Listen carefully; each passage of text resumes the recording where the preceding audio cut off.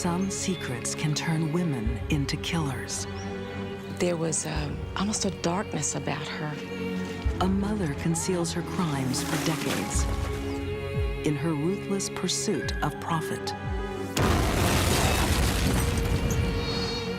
Another has a secret so scandalous, she'll murder to keep it hidden. She certainly excelled at the skill of deception. And a nurse, entrusted with caring for a hospital's most vulnerable patients, gets away with murder. We're not sure of exactly how many children she killed. These are deadly women with dark secrets.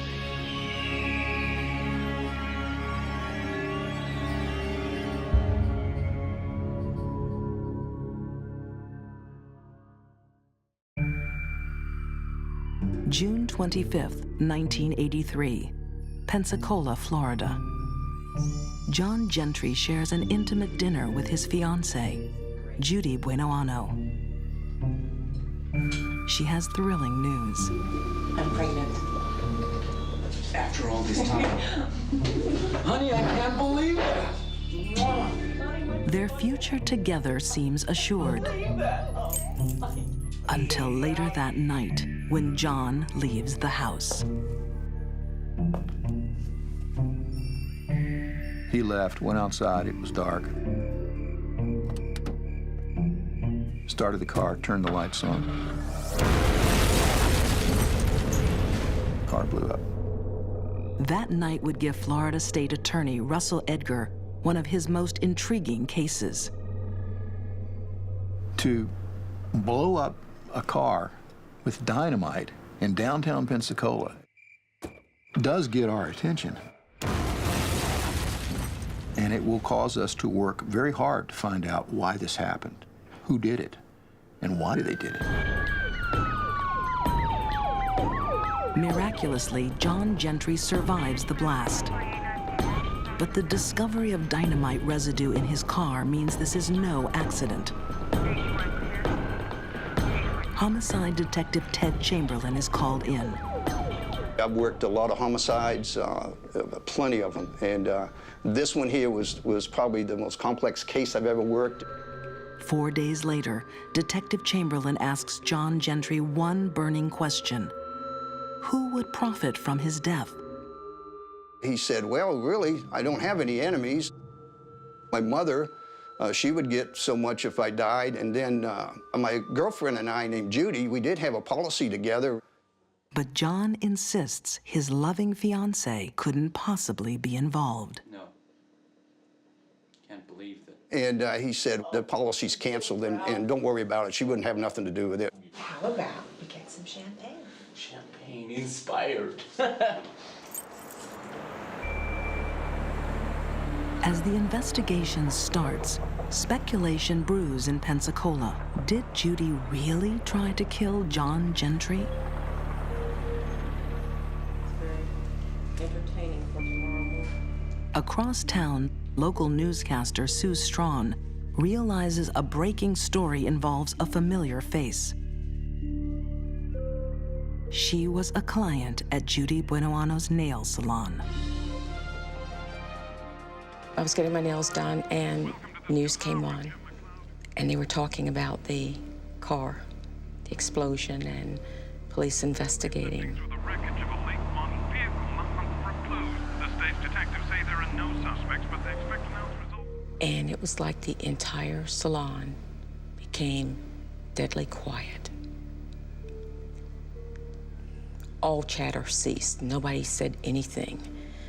And Judy never stopped working on my nails. She never looked up, never stopped.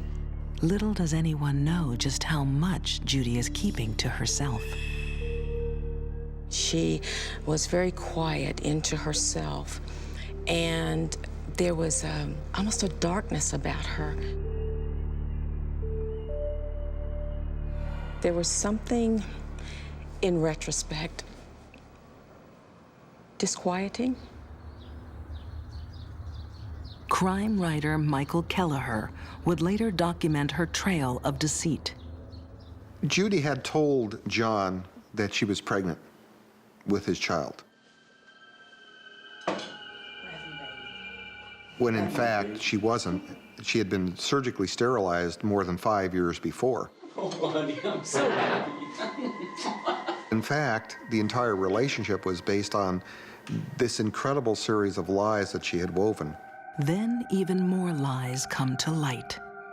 State Attorney Russell Edgar discovers a disturbing piece of evidence. And we obtained a policy of insurance that showed that Ms. Buenoano had taken out a policy of $500,000 on Mr. Gentry and therefore stood to gain from his death. John thought that the policies Gentry, that they'd been canceled. And I told John, I said, no, son, they ain't been canceled. Can't believe that. Gentry was a little reluctant to believe it at first. No.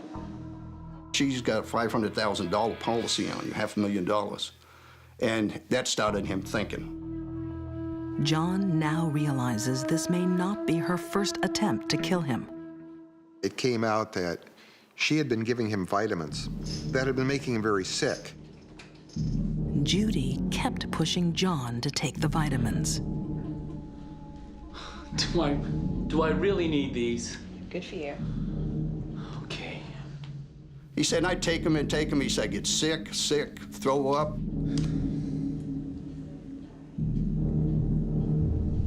I went to the hospital. They couldn't figure out what was wrong with me. My stomach is aching. Ah! Oh, He said, no, I'm not taking them. I didn't tell her. He said, I took 2 of the pills and put them in my briefcase. It was later to be discovered that those weren't vitamins, but they were essentially poison pills. Everything had been taken out of them, and paraformaldehyde had been put in them, and found that that's a class 3 poison. I'm gonna need to go to the bathroom. As investigators dig deeper, they find another shocking secret. Judy may have killed before. I can't believe that. In 1983, Florida businessman John Gentry thought he'd found his future wife. How about we get some champagne? Champagne inspired. But from the night Judy Buenoano declared she was pregnant, things went downhill.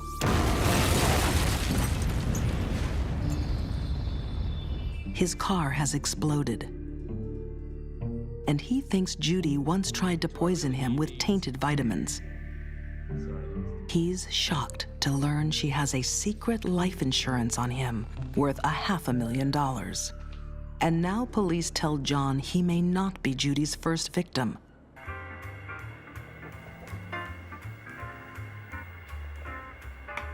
Judy may have killed before. 12 years earlier, Judy is married to James Goodyear. He was an Air Force sergeant who had been in Vietnam for a year on a tour duty. James is home ready to enjoy some R&R with his new wife. But what he gets is arsenic poisoning.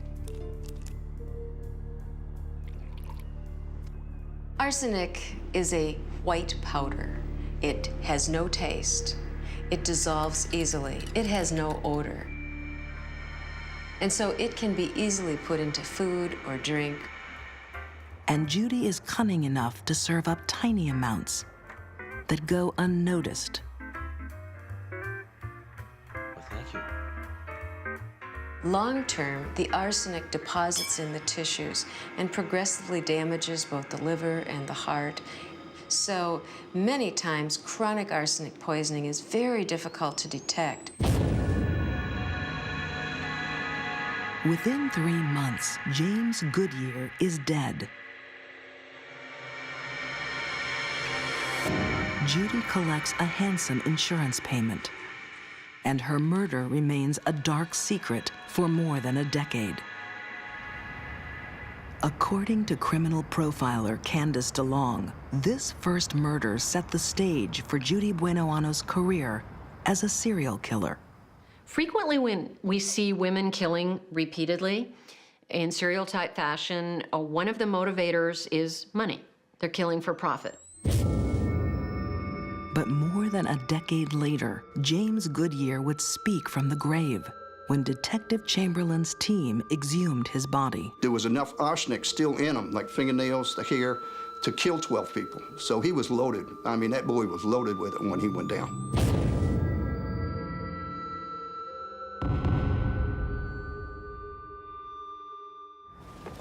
Judy had gotten away with murder for 12 years, but she has an even darker secret involving her son, Michael. When he turned 18, he wanted to join the military. And on his way to his posting in Georgia, he visited his mother. Michael has no idea that Judy has taken out several insurance policies on his life. Mom, they're good for you.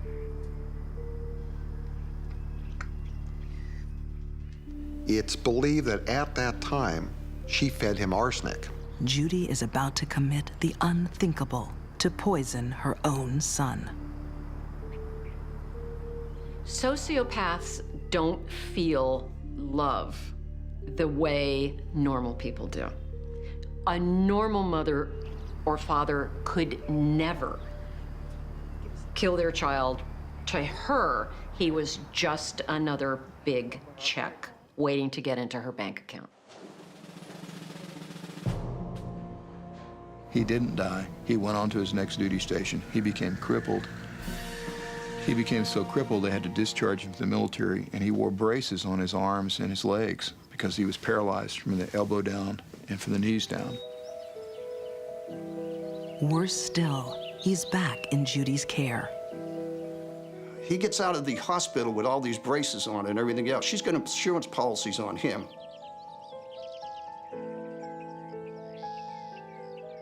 Judy took Michael on a canoeing trip. Mom, do we really need to be doing this?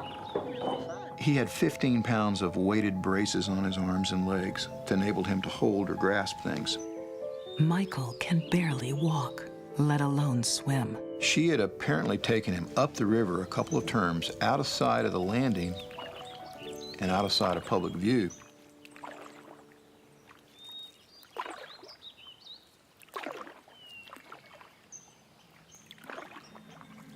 No one can be sure why the canoe capsized.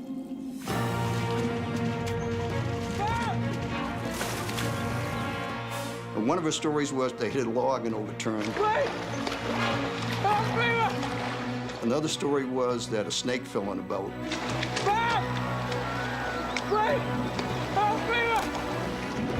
How long does it take to drown with 15 pounds of weight strapped to you in the water? What must he have been thinking?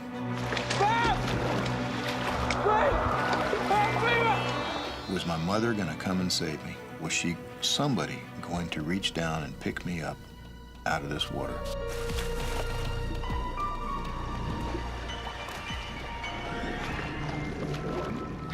Any other parent, if your child had fallen into the deepest ocean, I think our first instinct, you're going after that child. But not Judy.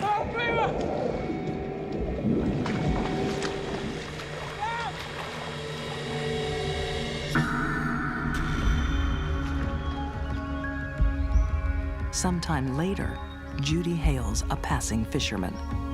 She said nothing about the son until she got to the shore and said her son was up river. She thinks he might have drowned. And then asked for a cold beer. She collected military life insurance and 2 private life insurance policies on Michael. She caused his disability that resulted in him needing these heavy metallic braces on his lower extremities that pulled him to the bottom of the lake, where he was unable to be saved.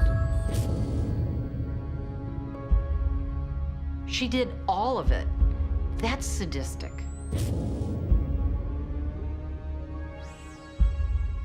By the summer of 1983, police have pieced together Judy's secrets. Her latest extreme attempt to murder finally brings her undone. She absolutely overreached with the car bomb. That was completely unnecessary. It was also outside her MO, outside her normal way of attacking her victims. But I think that boils down to wanting too much too soon. Police would allege Judy murdered her son. She poisoned her first husband and attempted to kill her fiancé, John Gentry. She was a truly evil person, and that's the sense that I got when I was in the courtroom with her. It was a sense of evil. I nearly hadn't had that except a few times in my career, 30 years prosecuting. A jury finds Judy Buenoano guilty of first-degree murder and first-degree grand theft. She is executed by electric chair in Florida on March 30th, 1998. Although Judy insisted to her grave she was innocent, those who knew her have no doubts about her guilt. There's something. It wasn't right. I even have a hard time admitting that to you now. But how do you put it? It wasn't right. There was just something that wasn't right.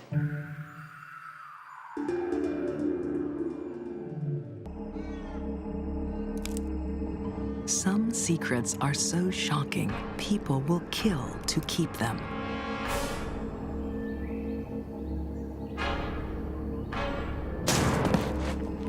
This murder has all the appearances of a straight crime of domestic violence.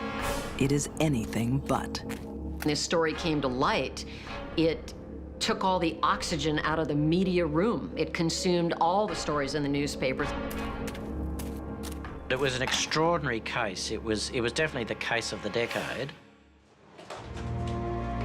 Australian criminal history recorded one of its most unusual cases at the turn of the 20th century, after Scotsman Harry Crawford arrives in Sydney.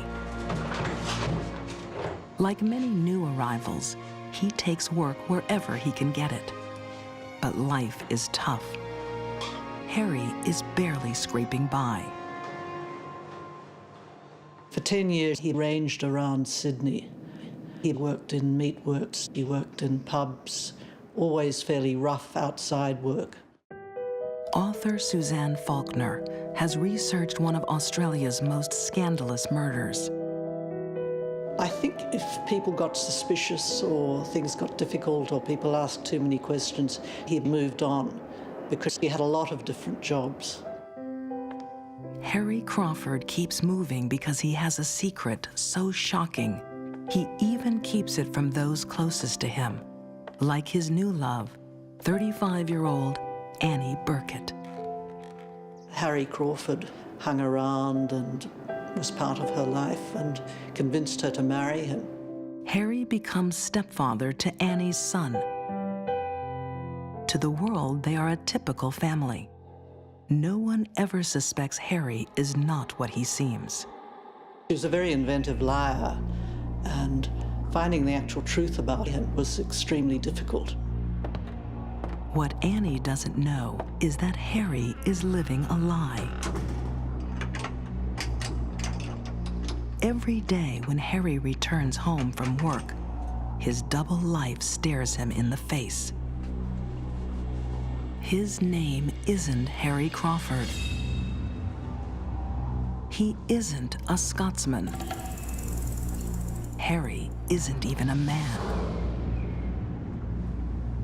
He's Eugenia Fellini,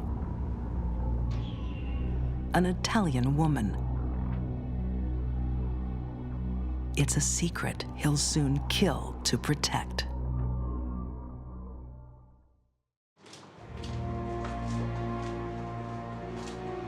Concealing a dark secret in constant fear of discovery can drive a person to kill. As a married man, Harry Crawford has deceived everyone for decades. he's living a lie. Harry is really Eugenia Fellini, a woman living as a man, in a time when transsexuals are not tolerated. Transsexuals were unheard of. I mean, the term hadn't been invented.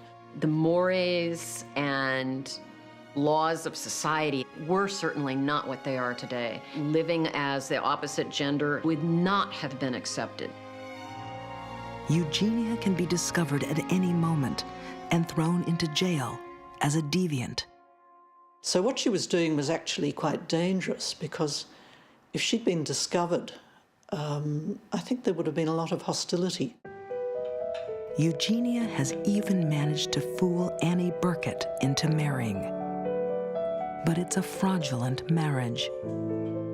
The marriage was null and void, and it would have meant that Eugenia had committed some sort of offence by entering into a marriage. Inconceivably, Annie Burkett has no idea her husband is a woman. How did she pull that off in the bedroom? Whatever Eugenia had to do to make that work, she did it apparently for quite a while. Lights out, maybe never being seen naked in front of her partner. He somehow managed to control the situation so that Annie Burkett never found out. But Eugenia can't conceal her secret forever. After 4 years of marriage, Annie realizes she's been duped. She's devastated. Annie had suddenly discovered the true gender of her life partner and was threatening to expose Eugenia as a woman. Harry, being illiterate, being frightened, thought that he would probably be arrested and would have to go to prison.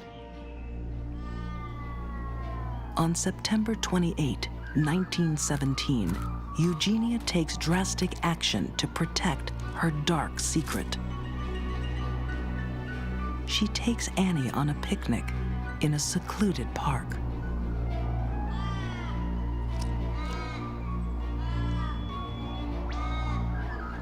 I think Eugenia's motivation for killing was strictly practical. To save herself, her standing in the community, everyone's belief that she was a man, and to protect her own identity.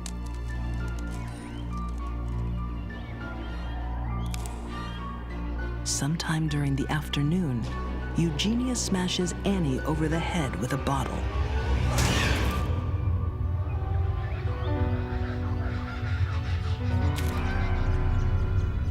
I think what she did then was panic. The right blow to the head, at the right place, at the right time, can cause immediate unconsciousness. It is difficult to cause immediate death by blunt force injuries to the head. Eugenia makes a horrifying miscalculation. Annie isn't dead. Whilst she was still alive but unconscious, her body was thrown onto a campfire. Eugenia is trying to get away with murder. Many people believe, usually wrongly, that they can burn a body either beyond recognition or all evidence can be destroyed, evidence of a crime. Annie's body is not destroyed. It's found, although not identified. News of the mysterious death hits the papers. Now the biggest threat to Eugenia's secret is her victim's son, who is asking too many questions. In a strange coincidence, his first name is also Harry, Eugenia's male name. The lies became more and more complicated. With Annie Burkett out of the way, there was only one other obstacle to Harry Crawford remaining Harry Crawford, and that was young Harry Burkett. Eugenia takes the boy to a notorious suicide spot.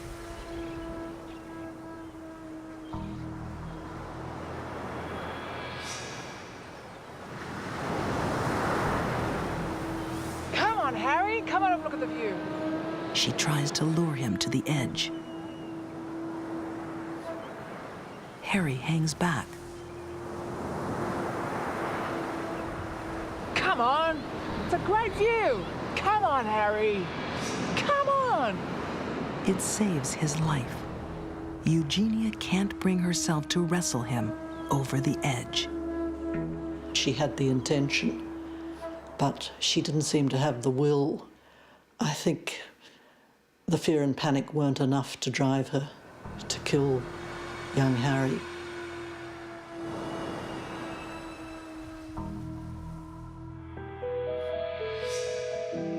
Eugenia's dark secret remains hidden for another 3 years. Harry Crawford, having murdered Annie Burkett, then went on to marry another woman and was actually married to her for something like 12 months before he, I use the term he loosely, he was arrested by the police and charged with the murder of Annie Burkett. Police finally caught Eugenia after her victim's body was at last identified, and young Harry's suspicions were confirmed. On July 5th, 1920, Eugenia Fellini is charged with murder. Of course, Eugenia just became a freak show.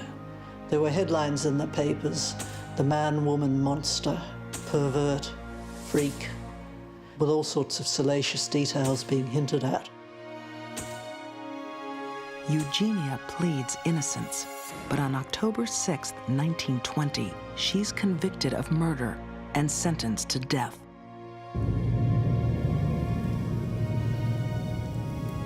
But she is spared execution and released after 11 years in prison.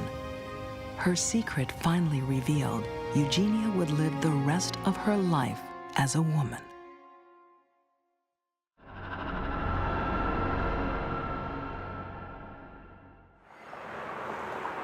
Sometimes the darkest secrets aren't just kept by killers.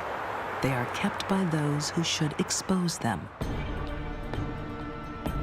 It's a lesson learned in a Texas hospital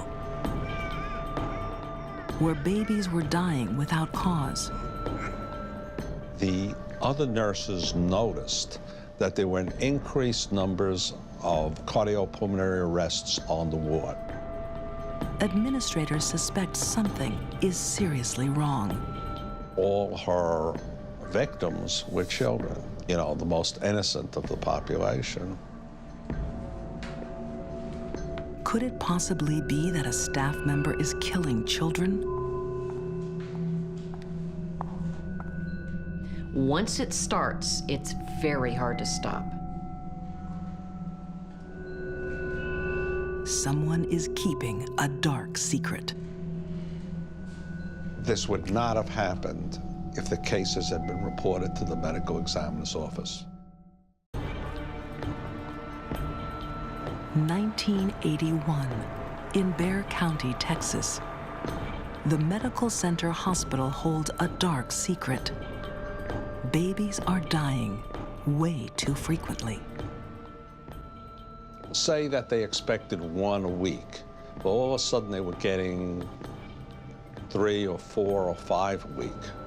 Administrators suspect they have a murderer loose in the pediatric ICU. I don't think there was any doubt that they had a good idea of what she was doing.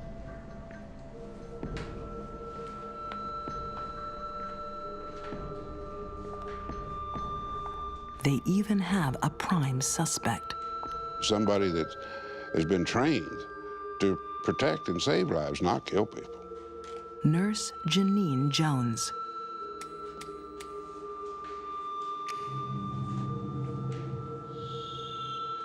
I've had several cases that stand out in my mind, but this one is particularly heinous because of death to small children. This darkest of secrets began because 31-year-old vocational nurse Janine Jones has a secret compulsion, a hero complex. She likes the idea she can save lives in an emergency. She is a super nurse. When someone has a strong need to be seen as a hero, a savior, we call that a hero complex. When it becomes so deep-seated a need that the individual creates a scenario where they can rush in and save the person, that's when it becomes dangerous. Janine uses a variety of drugs to stress her young victims, like blood thinners and cardiac arrest agents. She doesn't necessarily want to kill her victims, just make them sick enough to rescue. That was her way of getting attention. She was a big person. Code red! Nurse Dave, code red!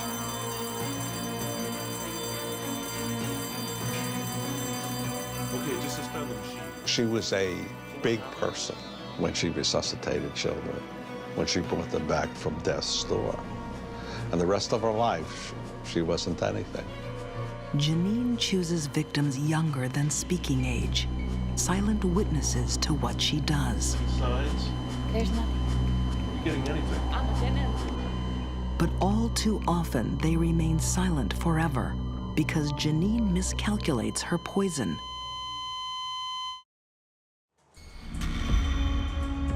Criminal profiler Candice DeLong thinks Janine was searching for respect. Somewhere along the line in her development, probably in adolescence and going into her years as a young woman, Janine realized that she could feel important when she was tending to defenseless people, especially children. It made her feel powerful and giving, and that she could be respected by other people for this. Perhaps Janine is compensating for previous losses. Soon after birth, she was abandoned by her natural parents and handed over for adoption. At 16, her closest brother died in an accident. Another brother succumbed to cancer 8 years later. Cancer also took her father at age 56. If a child feels unloved, that person as an adult may spend the rest of their life trying to acquire the attention and the love that they didn't get as a child, and engage in various behaviors, sometimes criminal behaviors, to gain the power that they did not have as a child. Whatever Janine's motivation, her attempts at being a hero turned deadly. In one 2-week period at the Medical Center Hospital ICU, 7 children die. But her co-workers are starting to connect the dots and ask questions. They noticed that all of them were on the same shift, and all of them involved patients being taken care of by Janine Jones. And they became very suspicious. They reported it to their senior nursing personnel. But administrators don't take immediate action. The hospital reports no abnormal deaths to the county medical examiner and doesn't instantly remove Nurse Jones. She was left on the ward even though they knew what was going on. Only after agitation from senior doctors do administrators finally do something. Someone said, well, why don't we just fire her? And then they said, well, she'll sue us and there'll be a big scandal. They were more interested in saving their reputation and not being sued than in the life and health of these children. Dr. Vincent DeMeo still rages at this case more than 20 years later. He was Bexar County's chief medical examiner when Janine Jones' crimes finally came to light. I would say that she was the worst serial murderer in the history of this county and probably in the history of Texas. Dr. DeMeo finds it hard to choose which is worse, that a nurse could kill sick children or that her murders were covered up. We're not sure of exactly how many children she killed because a lot of the records disappeared. There was so much cover-up. The bodies were never autopsied because the cases were never reported to my office. Eventually, the hospital raises the training bar for ICU nurses. Janine no longer qualifies. So when they adopted that policy, then they let her go from that unit, let go, by the way, with an excellent letter of recommendation, even though they knew what was going on. Incredibly, a killer walks away from the medical center hospital in San Antonio with a reference. Her dark secret is safe. She is free to kill again. The only question is, where?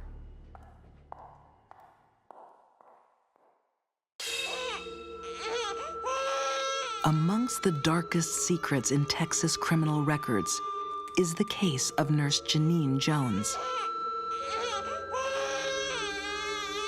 They didn't know exactly what it was, but statistically it showed that Janine Jones was responsible for what was going on. In 1981, Janine is suspected of poisoning innocent children, so she could become a hero by saving their lives. She would create these medical emergencies, and she would know how to handle it, which made her look like a supreme nurse, that she would take care of the emergencies that she created. But Super Nurse Jones isn't reported to police. Incredibly, she is allowed to walk away.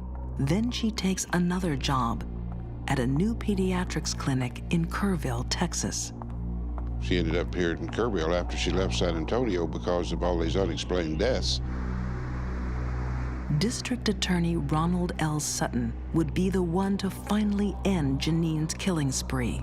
Janine Jones absolutely despises me because I brought down her little self-constructed empire. When Janine Jones begins working in a Kerrville clinic, her new boss, Dr. Kathleen Holland, has no idea of Janine's dark secret. As she treats young patient Chelsea Ann McClellan, Chelsea has a cold. And the protocol in the doctor's office would be the nurse, Janine Jones, would take the baby into a separate room, just she and the baby, and to perform whatever cursory examination, weight and blood pressure, whatever. But during the time that Janine would have these children by herself, all of a sudden they would become like a rag doll.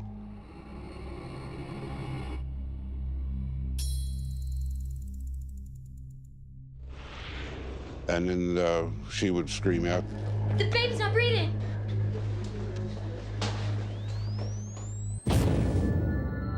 Once again, Nurse Jones is hailed a hero, saving Chelsea from respiratory arrest. The need to do this is like a bottomless pit. It's never filled.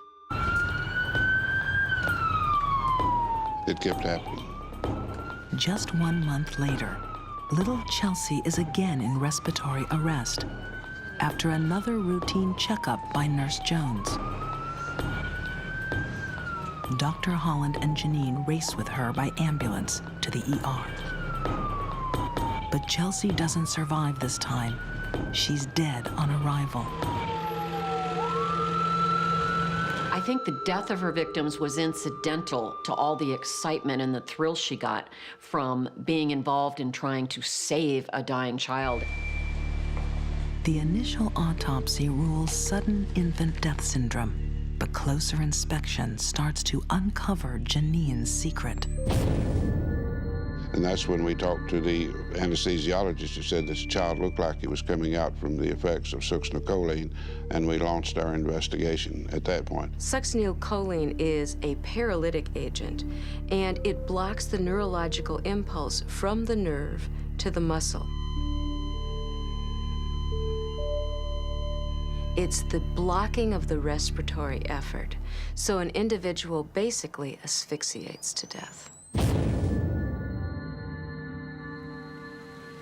The secret of Janine Jones' hero complex is unraveling. After Chelsea's death, she visits her grave and seems genuinely remorseful. I think Janine may have been conflicted, but her need to kill was stronger than her need to not. And that was her mistake.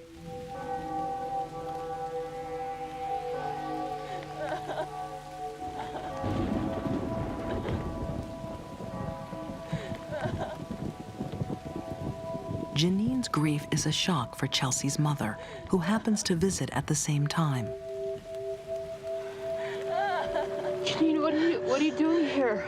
Why is a nurse she hardly knows at the gravesite so distraught? Back at the clinic, Dr. Holland discovers more incriminating evidence.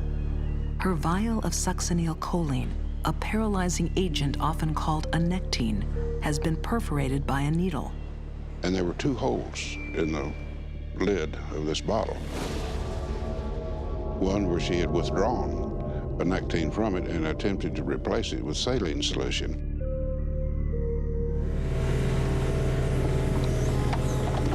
The final piece of evidence comes from Chelsea's exhumed body. It reveals traces of a nectine. But as investigators close in, the most telling lead comes from Janine Jones' colleagues at her last nursing job. And I said, well, what's her name? I said, Janine Jones. And the answer was, oh, yeah, the one who murdered the kids. Nurse Janine Jones was a suspected killer well before she arrived at the Kerrville clinic. It is only Chelsea's murder that finally puts her away for 99 years, convicted of first-degree murder and causing injury to 7 other children. No one has ever been charged over the unexplained deaths at Medical Center Hospital. This was a devastating case on the community, on the medical profession, on the nursing profession, on the county hospital. To this day, Janine Jones maintains she is innocent, insisting that she has no dark secret, a common trait of denial from those with a hero complex. The safest place for them to be for society is to spend the rest of their life incarcerated. There is no way we can ever know that they will not kill again.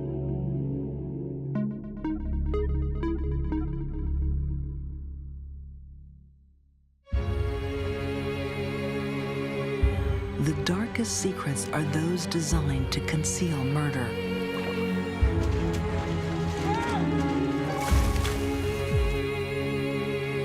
Judy Buenoano kept her secrets and killed for profit. She cashed in on those who trusted her most. Eugenia Fellini feared a Victorian society's judgment, so she murdered to keep her intimate secret. And Janine Jones, her secret compulsion possibly claimed the lives of 46 infants. What price a secret? For these deadly women, their victims paid the ultimate price.